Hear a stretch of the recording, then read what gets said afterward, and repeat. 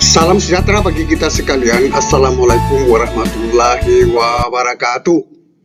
Baru-baru ini Bapak Menteri Mas Nadiem telah meluncurkan program rapor pendidikan dalam episode 19, Merdeka Belajar.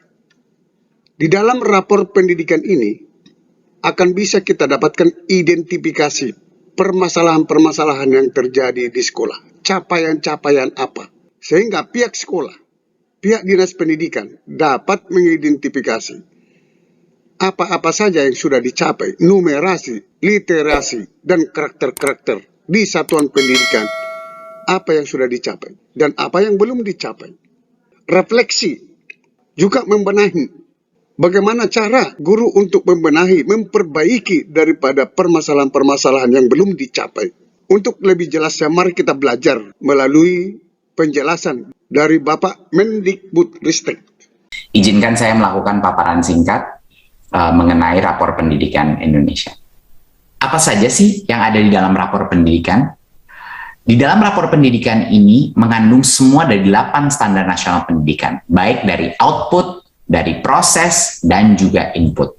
Jadi semua komponen daripada standar nasional pendidikan kita sudah masuk di dalam rapor pendidikan kita. Ya, di mana dari output ada standar kompetensi lulusan, dari proses, standar isi, standar proses, dan juga dari input, standar GTK, standar pembiayaan, dan standar sarpras. Ini sudah masuk dalam rapor pendidikan yang bisa diakses secara digital.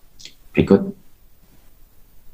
Rapor pendidikan ini hadir bagi setiap sekolah dan juga hadir bagi setiap dinas pendidikan. Dan itu jenis tayangannya juga berbeda, di mana per sekolah mereka hanya bisa melihat di sekolahnya, tapi untuk setiap daerah mereka bisa melihat agregasi dan juga individu dari sekolah-sekolah yang di bawah daerahnya dia. Berikut. Dan satuan pendidikan, dan ini adalah suatu hal yang membuat saya sangat semangat ya, karena pertama kalinya sekolah-sekolah akan bisa melihat secara detail elemen-elemen per dimensi.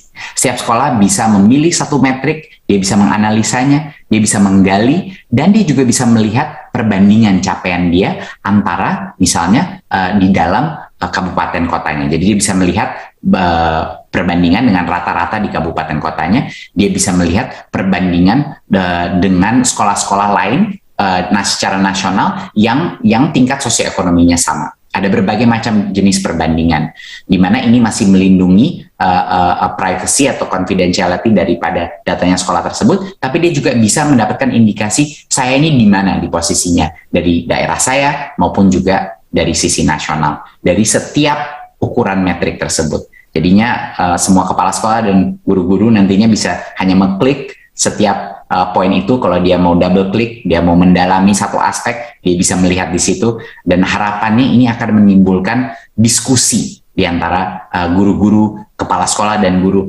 untuk mulai menciptakan sesi-sesi brainstorming untuk bagaimana caranya meningkatkan angka-angka tersebut. Pastinya ini akan membutuhkan proses pembelajaran di awalnya, tapi akan kami bantu dan kami bimbing. Berikut.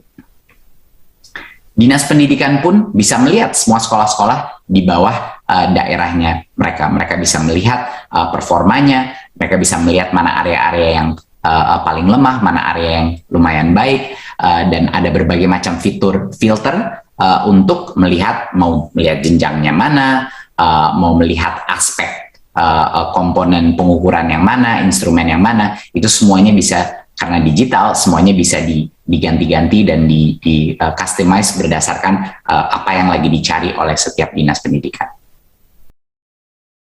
Sampai ketemu pada video berikutnya di channel ini. Jangan lupa dukung terus channel ini dengan cara klik subscribe, like, dan loncengnya. Semoga bermanfaat. Wassalamualaikum warahmatullahi wabarakatuh. Shalom.